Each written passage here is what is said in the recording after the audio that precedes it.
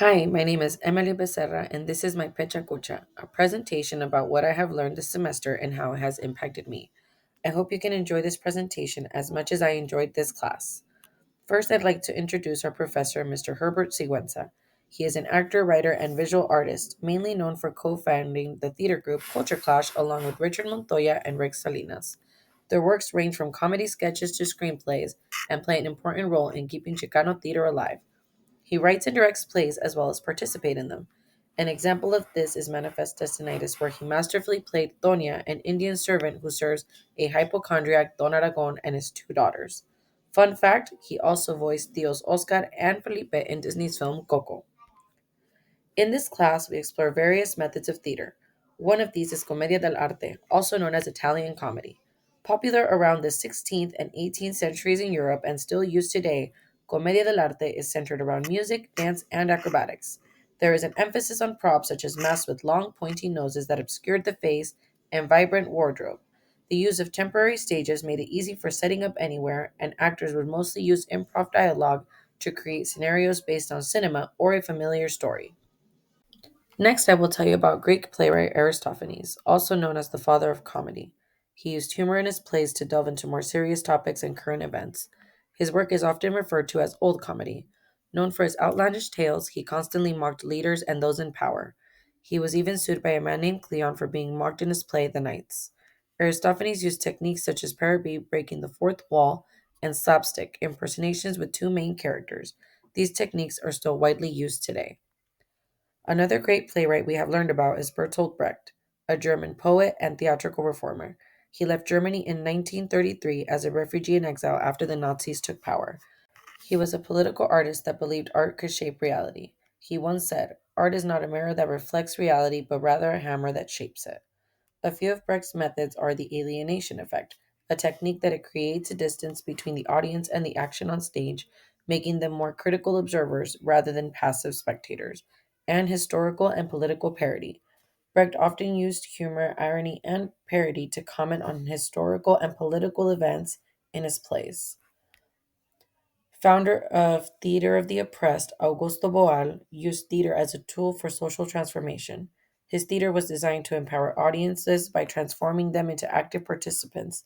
One of his techniques, forum theater, was used to help the audience identify and challenge oppressive situations. He also used what is known as legislative theater, using theater to debate and propose new legislation or policy changes. Luis Valdez, also known as the father of Chicano film, was born June 26, 1940, in Delano, California, in a labor camp. He is best known for his play Zoot Suit, founding El Teatro Campesino and being a pioneer in the Chicano movement. As someone who grew up in a labor camp and understood both the hardship and unfair treatment firsthand, Valdez founded El Teatro Campesino, a Rasquachi or poor people's theater. With minimal props and simple or no setups, he helped people laugh at their difficult situations, easing the tension of their difficulties with laughter. He also encouraged people to join the United Farm Workers and fight for the right to fair working conditions and pay. Las Dos Caras del Patroncito has truly been one of my favorites this semester. I like how simple yet effective the message is. The way the Patroncito speaks about his life as though it truly is difficult and telling his worker that he has it easy. It's not until he purposely puts himself in their shoes and gets treated unfairly that he suddenly has a change of heart. One of my favorite parts of this class has been watching movies and reading scripts.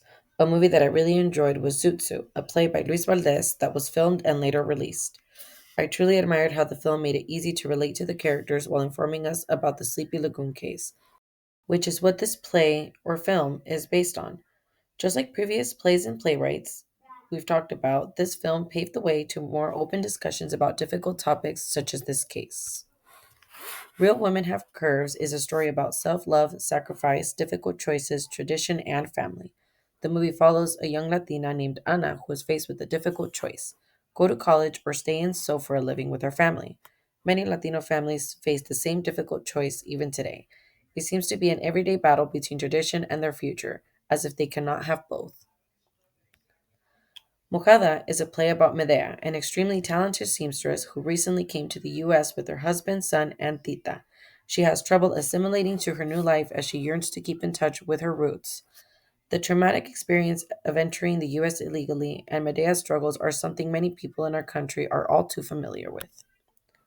I was very fortunate to see Manifest Destinitis in person back in 2016 along with my husband. Starting from the middle end of the Mexican American War to the gold rush, this play had it all. My two favorite characters were Tonia and Don Aragon. Their relationship in the play brought the whole thing to life. I loved how Tonia always knew everything, saw everything, and could fix anything. I would love to experience watching this play for the first time. Something I am truly grateful for this semester is having a safe and fun environment to learn in. Reading scripts, watching movies, talking about current and past events, and even stating our thoughts and opinions. This class has been a real treat, and I hope many others get to experience it. Through this class, I have been inspired to be more aware of political events and changes for they affect not only me, but many others around me. As a quick and final point, I'd like to say thank you to Professor Siwenta for making this class so enjoyable. I hope you will continue to teach because what you have taught us is truly important and very valuable. Thank you.